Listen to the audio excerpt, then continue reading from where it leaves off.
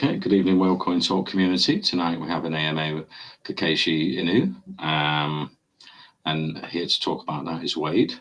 So I suppose, yeah, if we could just start with a bit of your background in crypto, Wade, that'd be great.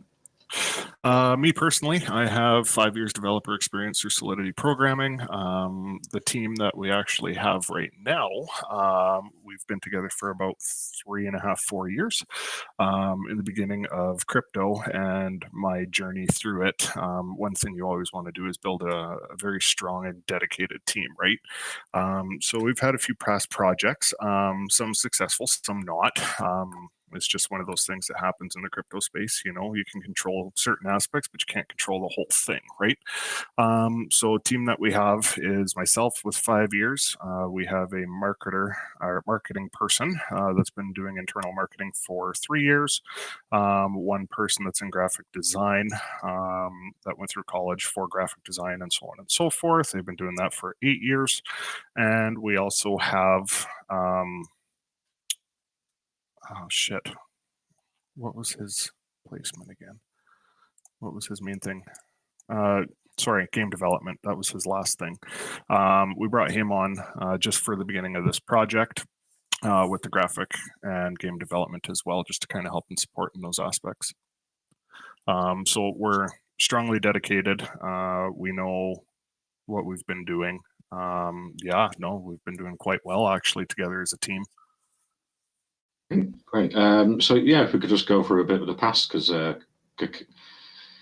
Kakashi Inu, it's version 2, the story and history behind version 1, and then migrating over to version 2.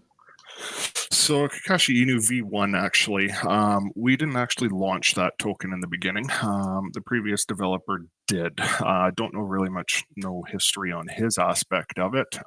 He launched it, we're assuming got in a little bit over his head. We got approached for the token and wondering if we wanted to take it over. We actually were looking at wanting to develop a gaming token ourselves. Everything just kind of lined up perfectly. I just had a daughter in January, so stepped away from the crypto space for a little bit. And everything just lined up perfectly for that. So what happened with that, why we didn't continue with V1, there was no security within the solidity of the contract, right? No max wallet, no max transactions, no any kind of safety for the investor side of things with that. So we decided to literally just drop V1 completely, relaunch under a new contract that allows us to be able to ensure investor safety with it. And that's kind of what happened there. And we just kind of pushed on that aspect. And here we are now, 3.5 weeks later and sitting beautifully. Awesome. Yeah, so you're over on the ETH blockchain. If we could just go over the tokenomics of it, the buys and sells, how that works for investors. Yeah, so tokenomics, pretty straightforward. Right now, it is variable. We do have access to the contract. It's not renounced. So with that, we're allowed to make adjustments. Right now, I think we're sitting at about 8% marketing, 2% LP, 3% redistribution, and 1% tax. But it is all variable, just because we kind of have this up and down motion right now where we're sitting kind of steady. We're kind of pushing into that marketing side a bit with our returns, I should say. That way we can continue to push Kakashi in the right direction. Awesome. And then you've got NFTs with like 50% of the profit going to buyback and burns. How's that been going? Quite well, actually. We've burnt about $18,000 in 3.5 weeks. So it's one of those things that we're going to continue with it. It's one of those things when you develop a project, right? You want to be able to make a use case for it. In this case, we have our games, and be able to reward our holders that are holding KKI as well, right? So by allowing us to, with our NFTs, be able to take 50% of those profits and burn them immediately on a buyback and burn, it just secures that ever-raising price floor for KKI in its future. Awesome. So how many are you minting in that series of NFTs? Yeah. So the legendary ones right now, they're 75 in mint, 150 on the rares. This is just our first little line, kind of our just after launch line. We do have another line coming that's in development right now that's going to be a Marvel-based series. So we're talking Iron Man and the rest of the whole crew. So those will be up for sale as well. And same rules apply. 50% goes immediately to buyback and burn. Yeah. So you're going to launch into them NFTs for anime and comic book series fans. So what's the sort of amount that we minted, the cost, and were you looking to do cross chain as well with NFTs? Yes. So in the near future, we're actually right now looking into migrating, or not even migrating, but bridging into BSC as well with the KKI contract that it's at right now. So when we're able to secure that and get that all done 100%, we'll be launching the same kind of NFTs on the BSC chain as well. Same rules apply, obviously, on the other side. Right now, prices are 0.075 ETH for legendary, and I believe 0.025. Haven't looked at that in quite a while, to be honest. Rareable. I think there's 0.025 ETH for the rare ones. Cool. So anime and comic book series, is that going to be a larger amount of minted NFTs? Yeah. I'm sorry, can you repeat that? The NFT anime and comic book series, is that going to be a larger amount of minted NFTs for the series? Yes. So the more we kind of progress and the more we get with our holders and exposure and stuff like that, we'll definitely make the adjustments with those as well. Right now, we just kind of went with that number because we just started off. We had a small community, and with that line, once we decide to launch the next line, V2 of our NFT line, V1 will actually be removed from the blockchain. Well, not blockchain, but from sale, and will be burned. Okay, cool. And then you're building a mini game to start with, and you can win NFTs. How will that work for investors? So that is actually a really good question. So we actually had this discussion the other night, the team and myself, about how we are going to implement our spin wheel game. So pretty much in a nutshell, casino style spin wheel, you put a little bit of Ethereum in, you spin, and you get rewarded in NFTs. The NFTs will hold rare value, I should say, which is a good thing. And second thing, we wanted to implement the little game into the big game. That's our overall game plan. As of right now, we can't really do that because big game isn't done with the development, right? So what we decided to do is make a collection series for that as well, where right now you collect 3 of the identical NFT. And what happens is that when we launch big game, we've coded into it a trade-in system so that you can trade in those 3 NFTs that you've acquired and acquire a legendary character within our big game.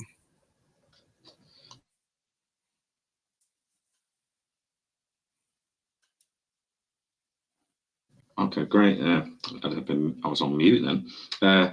So yeah, talking to myself? Quite normal. So what's with the mini game? How's that going to work? Is it going to be like around Marvel sort of comic book theme and the larger game that you're going to build in Q1, Q2 next year? So our spin wheel game, it's going to be anime based and Marvel based. It's going to have just kind of basic, our little guy in the middle of the spin wheel and rare NFT, ultra rare NFTs and stuff like that on the wheel background, and all of our NFTs that you can win will be on display within that game as well. So you guys know exactly where your chances lay with certain NFTs. And that will be implemented with our big game when we get it launched as well, that you can take a chance at spinning that wheel once we make our adjustments for it for power up NFTs, character NFTs, and things like that as well. So that will come once the big game launches. We'll make our adjustments according to the spin wheel game at that point. Right, and is there any sort of copyright issues with Marvel with the mini and the full game and the NFTs, or That grey So area. yeah, it is kind of a gray area. We've done a bunch of our research. As long as it doesn't match color matches, the principle behind it doesn't match, that kind of thing. So we're taking all of that into consideration. I've actually approached a few people that deal with copyright laws and stuff like that to try to get some insight on what we can and can't do. So we have a list on things that we can do and can't do. So we're just kind of following that as best of our abilities to do so, to make sure that we're not going to get hit with any copyright issues. Okay, and can you tell us anything about the full game, more details, or is that still in its early stages, or what's the plan for that? So we do have idea for game for the big game, that we're executing quite well actually. Right now it's still in back end coding. We're not done with that yet. Front end should be started here hopefully in the next month beginning. So big game's pretty simple. And sophisticated at the same time, I should say. It's simple in my mind. So pretty much third-person view back-end Pokemon Go style augmented reality battle game. So within this game, you will be able to buy NFT characters or win them through the spin wheel game. You'll be able to add power-ups for them. So let's say your opponent is a fire-based character. Well, you can't really fight fire with fire, right? The amount of response that you're going to get from that is very minimal, right? So by us allowing to implement like a water NFT that you can use that'll change the algorithm of the attacks and defenses, you will actually be able to make more destructive powers or responses, I should say, to your opponent. We're talking 3D rendered NFTs. They won't be 2D, they'll be 3D motion animation. We're talking when you hit somebody, it's actually going to show sparks or an electric bolt, or it's not a just game that you can literally just walk around and just hit somebody and it doesn't give you any visuals. When it comes to gaming, visuals, smoothness, and clarity are like the biggest things, especially when it comes to a new game, right? Though that first month or two of launch of a new game, you got to make sure you have all your buttons done. You got to have all your connections made and make sure that everything functions the way that it's supposed to, right? One other amazing thing that we're doing with our game is we're actually implementing a trade-in system. So let's say you win 5 battles and you somehow magically acquire 3 of the same card. You can take those cards and say they're a rare edition. You can take them and trade them in, those 3, which then will be burnt and you will receive the next level up, which will be an ultra rare. Rather be a character or a power up that makes a different attack, hit point value or defense value, or so on and so forth. So yeah, no, we're really excited for this. It's coming together quite nicely. Unfortunately, greatness takes time, right? We didn't really have that chance to on the back end build the game. We had the idea, we knew what we wanted to do, we just didn't have the theme for the game. And fortunately, KKI just landed perfectly in that mix, and for us to do what we wanted to do, and what else better than to make an anime or a Marvel game that's going to change the crypto space. That's awesome, yeah. Will it be built in-house, or are you outsourcing it to another company? Hit and miss. We do a bunch of our back-end coding ourselves here, graphics and stuff like that. We do have some outside partners that we've been dealing with. Personally, I have a buddy who's worked a few things for Pixar Animation Studios, so he's in on the project, doing some of that kind of stuff to make sure that all of our graphic design is top-notch in the way that it's supposed to be. I see you've got some onboard influencers like Crypto Messiah and Lady Kryptonic, which is great. And then you're listed on Shiba Swap as well. So yeah, I suppose we can go into the marketing side, what you're planning in the future for the marketing, yeah. Yeah, so our marketing, pretty straightforward. We run a different marketing approach than everybody else. We want progressive growth, but we also don't want to have these huge pump and dump effects. When it comes to new investors looking at a chart, they see massive pump and dumps, they're going to second guess their investment, right? Where we have pushed, and actually we did have one pump and dump, which is expected at that point. We needed a correction in that chart. It was coming. We knew it was coming. We were ready for it. But with our marketing, we're different than what we do. We try to stay away from, like shilling of channels and stuff like that. We kind of push towards of building that strong foundation. That's our number one goal when we first walked out of the door with KKI, was get a strong foundation, get some big influencers on board. Crypto Messiah, he was our first call, and he actually came in. We had an hour and a half long conversation in our voice chat with the community. Lady Kryptonic, we signed her. Super Crypto Ape, we signed him. Zach Boychuk, we took him on as well.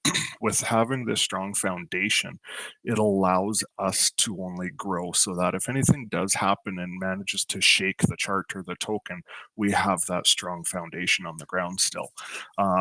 It's one of those things that our marketing, like upcoming, we just did, we're doing a week, 8 days actually, with Coin Sniper. We have 18 days with Watcher Guru. We just finished with our New York billboard ads.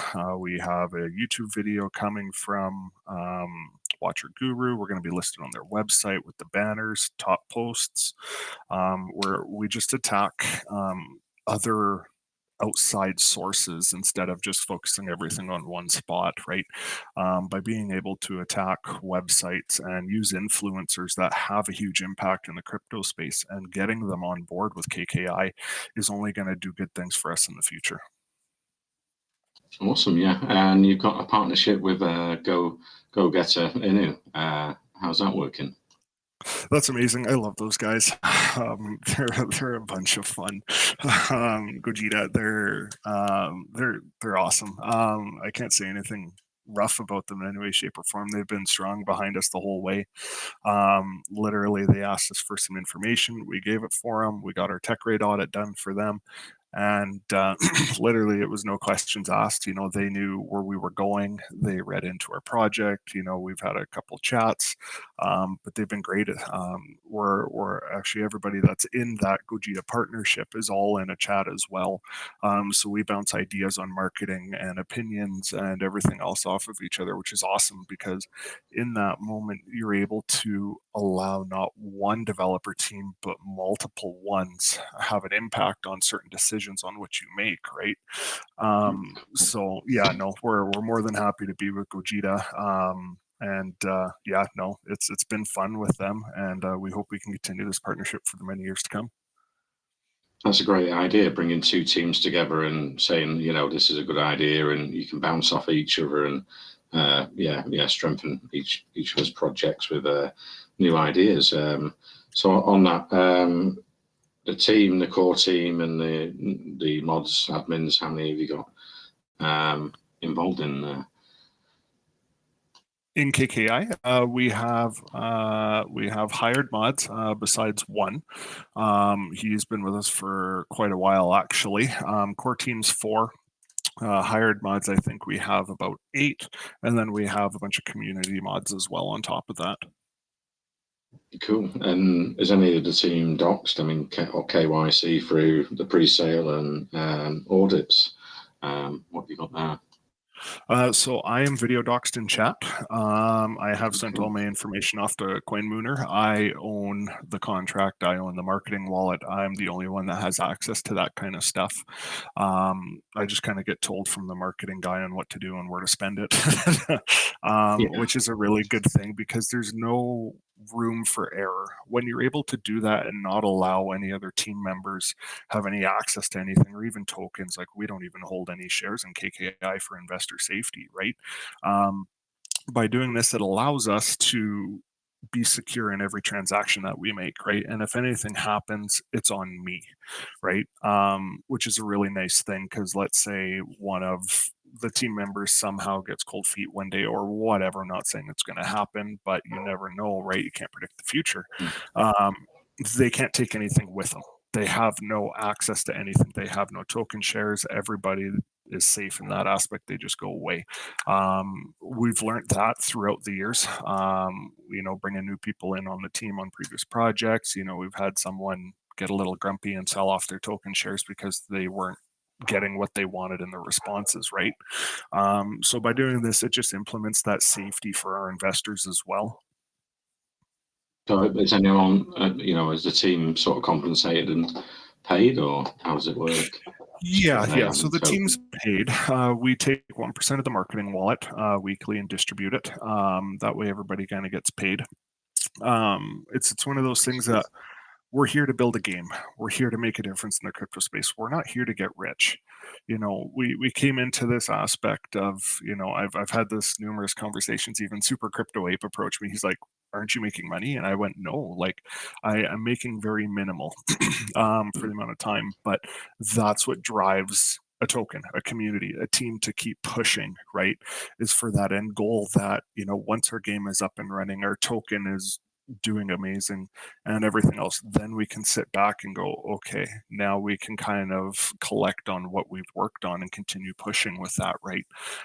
It's one of those things that at the end of the day, money can change a team.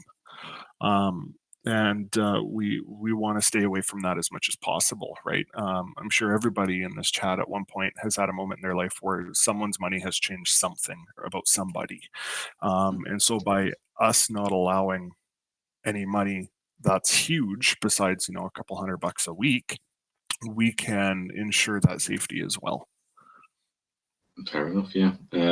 And the audits, have you had some audits on? Yeah, we do. We have a past tech rate audit. We had a couple, two low issues with gas. Our contract does include a blacklist feature, which is removable. So with that being said, it's just a loop cycle of gas is what the issue is.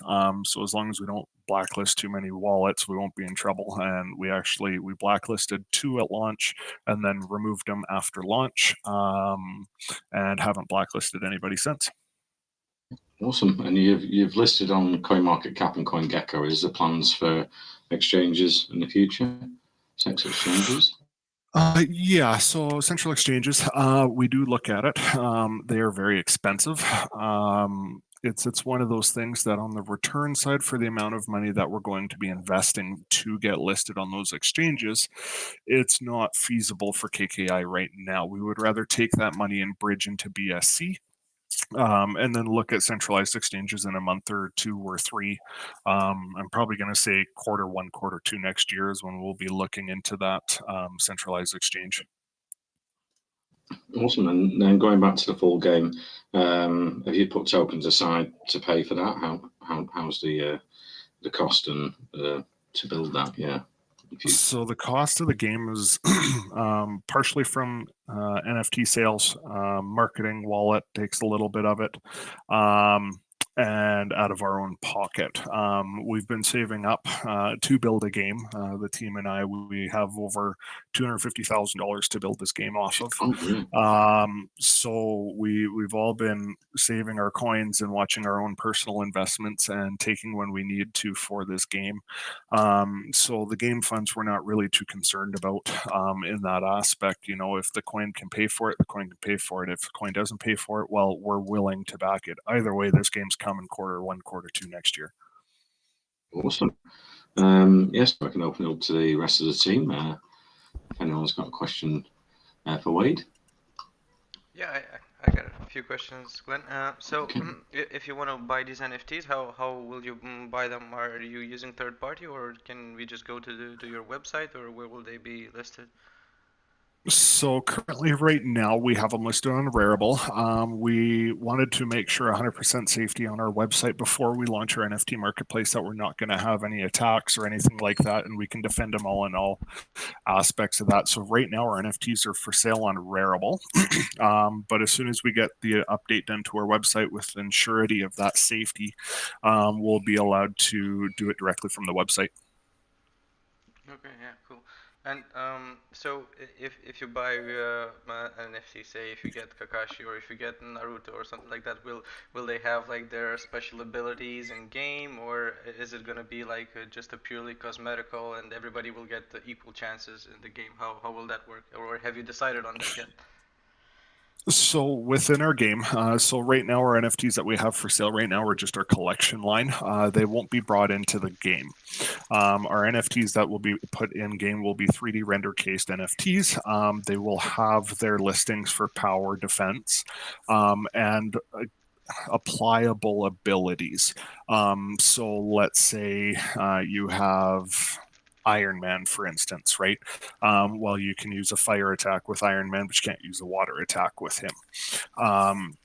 So that kind of thing. So that way it keeps that variety open of that NFTs for, instead of everybody just buying the same one, which gives everybody the same power, we've decided to not go with that and change that whole spectrum. So that way rarity and availability will also kind of fall into play with the NFTs as well. When they launch, they will be directly purchased from our website, as we need to personally mint them. We can't use like a rareable mint for that to encode with the game as well. All right, cool, cool. Yeah, well, one more question for me, Glenn. Kakashi is, I'm an anime fan, right? So Kakashi is the copy ninja. He can copy any jutsu and stuff like that. Are you incorporating that in any way in the token or the game or anything like that, where he can, I don't know, like maybe use that NFT to copy another one or some ability, or maybe your token to do something like that, where it copies a feature from another token? I don't know. We have some tricks up our sleeve for the game. I can only release certain information on it, but I'm going to say December, end of December, early January. Be on the lookout for E3 release. You won't be disappointed. Okay, okay, okay. Thank you, thank you. Yeah, that's it for No me. problem. Thanks so much. No, not a problem. Awesome. Yeah, have we got any more questions for Wade?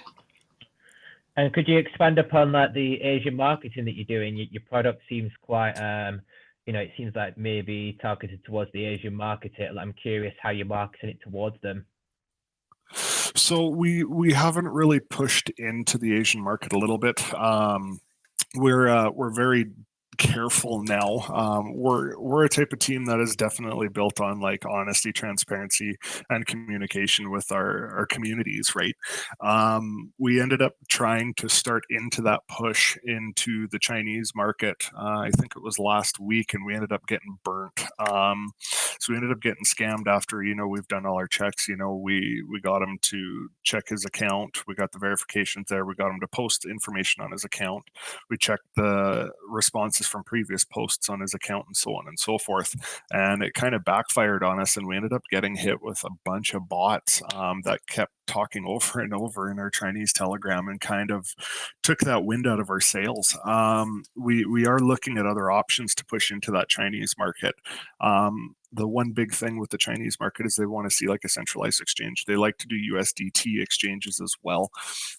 So we're trying to we're kind of playing this balance beam. It is coming. We're just not sure exact dates at this time. Yeah, I think that's really good to focus on getting listed on an exchange at some point. I think there is still a lot of Chinese investors in Ethereum and also Binance Smart Chain that would invest through, say, Uniswap or PancakeSwap if you're bridging into a Binance Smart Chain. So I think there will be investors that come naturally, through if you get some visibility, say on CMC or DEX. I think the trending on those places do provide a lot of buyers that come through. So I'm pretty confident that your product would be appealing towards them, and you will get some big buys there. Yeah, I couldn't agree more.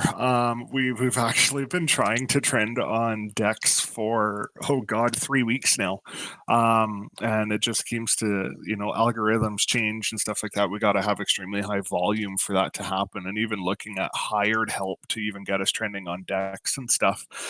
It's just one of those things, right? We had a little bit of a window of an opportunity there to get trending on DEX, and we took it, but how we didn't hit the list, right? CoinMarketCap we're looking into that kind of stuff too. You know, when you get approached by, you know, a bunch of people in your Telegram going, I can get you trending here, I can get you trending there, 99.9% of them are going to scam you, right? So it's one of those things, you're trying to find that needle in a haystack. So we work on that principle of show us you can work, get the work going, get us at that point, and then we'll pay, right? But everybody seems to think that KKI is going to scam them, so it kind of has this defense mechanism between both parties, right? You know, it's one of those things as for investor safety, right? You know, when something bad like that happens, I have to step forward to the community and go, hey guys, listen, this just happened, right? A whole lot of them are understanding, but you're always going to get that backlash of distrust with, you know, your team and yourself. And so it's kind of a very, it's hard to kind of nail that down on the head, right? We've been looking. It's just trying to ensure that what we pay for is actually going to get done. So hopefully any good trending person would charge you afterwards. You know, you'd always see that you were trending first, and then you pay afterwards. I never pay before, but yeah, there's definitely people there that can do it. Yeah, no, totally, for sure. It's just trying to find that right one, if I'm being honest, right? We've done some research, and even with our DEX tools, right? We actually have somebody that's done previous DEXs for us in our past projects, and you know, apparently DEX algorithm keeps changing, and they can't seem to nail it down on the head, right? So they ended up reimbursing. After that point, we kind of work on that idea. So that's what happened with our DEX CoinMarketCap. We haven't really found anybody that can do that securely and safely, and that will do it before payment. So as soon as we find somebody that's eligible and willing to do that, we'll definitely have no problems paying. It's not that we don't have the funds for it. Sure, yeah. Look forward to that. Yeah, for sure. Okay, great. And before the launch, did you have a private sale and the pre-sale soft cap, hard cap? How did that work? No, so that's that's a fun one. So we were kind of stuck between a rock and a hard place between the V1, V2 transfer. So we came into a renounced contract. We came into a 1 month locked LP. We came into with all of this stuff with the dying chart and dying holders and losing trust, right? So it was one of those things that we ended up running a transfer system that literally bit us in the butt, but did us very well at the same time. So pretty much how it worked was you guys would, or investors would send their tokens to a dedicated wallet that was trackable and fully open to any kind of movement that anybody could see. Then we would sell off those tokens. We gave a 3-week window, I believe, and we posted it on like Twitter and Telegram, and we had voice chats about it and everything else just to get that word out there for that 3-week period. That gave us time to build a contract, secure, and start pushing in the direction that we wanted to. And then we pulled the token sales, pulled the LP, and allowed us to kind of get into transferring that into V2. And for the investors that did that token transfers, they ended up getting airdropped the same amount. Our tokenomics, as in like max supply and stuff like that, are identical to V1. So that kind of allowed us to go, okay, you sent over, you know, 500,000 tokens, we'll give you 500,000 tokens back in KKI2. Fair enough. Cool. Yeah, so I can open it up if anyone's got any questions for Wade. No? Okay. Yeah, so if there's anything we've missed or you want to recap, yeah, and then you know, I can finish the recording, send a copy over to you. Anyone obviously listening in on the recording, we'll post the official Telegram chat so you can get over there safely and ask any questions if you weren't in the live AMA tonight. Sure. So pretty much recap. You know, KKI, it's not one of those tokens that doesn't have a use case. We're still very, very early. The chart's looking healthy. We seem to be fluctuating this, just over $2 million down to that 1.5 mark, and we've been there pretty steadily. Our game's coming very soon. It's going to be crypto space changing. Nobody's been able to actually push in the aspect of what we want to do with our NFT game than anybody else has. We've had this chat with our community numerous times that we can pump out a game in a month or so, but it's not gonna be game changing. We want to be able to take KKI and the game within it and be able to withstand any kind of future problems that crypto may face, which then it allows stability and everything else that it needs to be able to push KKI into the future, right? Our number one goal here, which we didn't mention, is that we're planning on burning the full supply. That was my promise to Crypto Messiah right out of the gate. Was, you just watch. I said, one day I'm going to burn this whole supply pool. I says that whatever it takes. I says we've got the implementation for it, we've got the right tokenomics for it, and everything else. So, it's one of those things that KKI is going to be around for years to come. We're not giving up. We're not slowing down. We're just going to keep pushing. It may seem slow right now to our investors currently, but just keep holding, guys. Big things are coming.